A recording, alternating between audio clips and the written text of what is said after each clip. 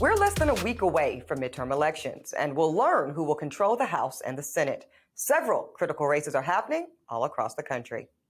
I want to bring in Mo Kelly again as we go deep into all things elections.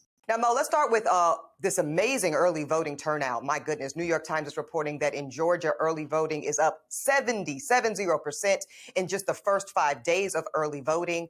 Why are so many people motivated, Mo? Because this is a consequential election. It's not a midterms business as usual. You have the Roe v. Wade decision. You have the ongoing J6 investigation. You have the numerous investigations, including the one in New York State with Donald Trump. Even though that may not be in a particular location like Georgia, people all around the country care about it. It is consequential in nature. And sometimes people have figured out that you're voting not only sometimes to get something, but you're trying to vote in hopes of not losing something. So that is why people are turning out. Yeah, that motivation cuts both ways. Now, Mo, we see these numbers, particularly in Georgia. We know that there was some clear voter suppression laws at play in Georgia via Governor Kemp. Do you think this outpour of enthusiasm is a result of that, or is it disproving that the suppression laws were indeed as they were reported, or can both things be true? Both things can be true. Suppression is not prevention.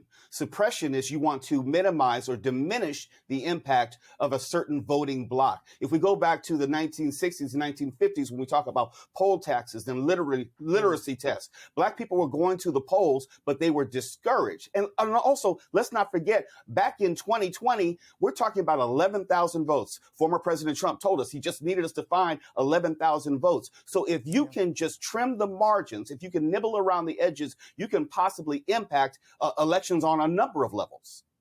Indeed. Now, we've seen a certain number of Black voters. I know we are included in this. Complete dissatisfaction with both of these two major parties in our nation. How much do you think this speaks to the pragmatism of the current Black voter?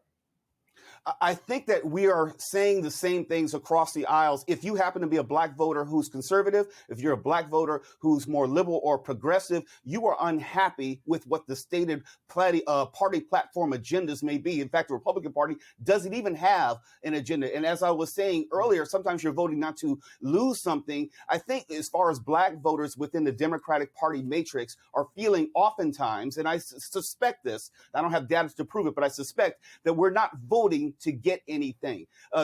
Juneteenth holidays is not enough. We're not getting the George Floyd Justice and Police Act. Right. We're not getting the any type of voter protections, as it were. John Lewis Voting Rights Act. And so we're disinterested on some levels. We're disillusioned. We're disenchanted, and we're disaffected. Now, Mo, when we talk about who's going to control the Senate and the House of Representatives, that's really the big play here in these midterms. Now, some of these states have big governor races on the ticket, too. So that's something different. But I want to talk about the Congress control here. North Carolina, Pennsylvania, we've got a couple other big Senate races. Florida. How do you see it playing out? Well, I think the Republicans are playing generally on defense, where they have maybe 21 seats they have to defend, and only the Democrats only have to defend 14. So the map favors Democrats, but the specific races, I think it's going to be very tight. I'm not sure what's going to happen in Ohio. That's the one I'm looking at. I don't know if Tim Ryan can squeak out a victory in Ohio. I don't think Wisconsin is real for Democrats. I think North Carolina is supposedly purple, but I think it's increasingly red. I don't know if there's going to be a red wave, but I am sure that the Republicans are going to be in a much better position after the midterms as opposed to before. All right, now don't count out my girl Cheryl Beasley in North Carolina now. Keep an eye on her, Mo. Mo, okay, listen, we're going to have much more conversation, as this show continues. So, Mo, thank you so much for joining us. Thank you as always.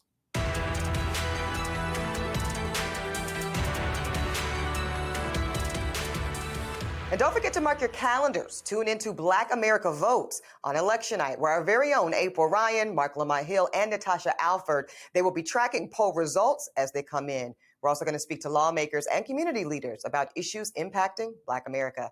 Be sure to watch thegrio.com and the Grio's YouTube for live coverage. Again, that's going to be on Tuesday, November 8th from 7 to 9 p.m. Eastern. Up next, my sidebar right after this break.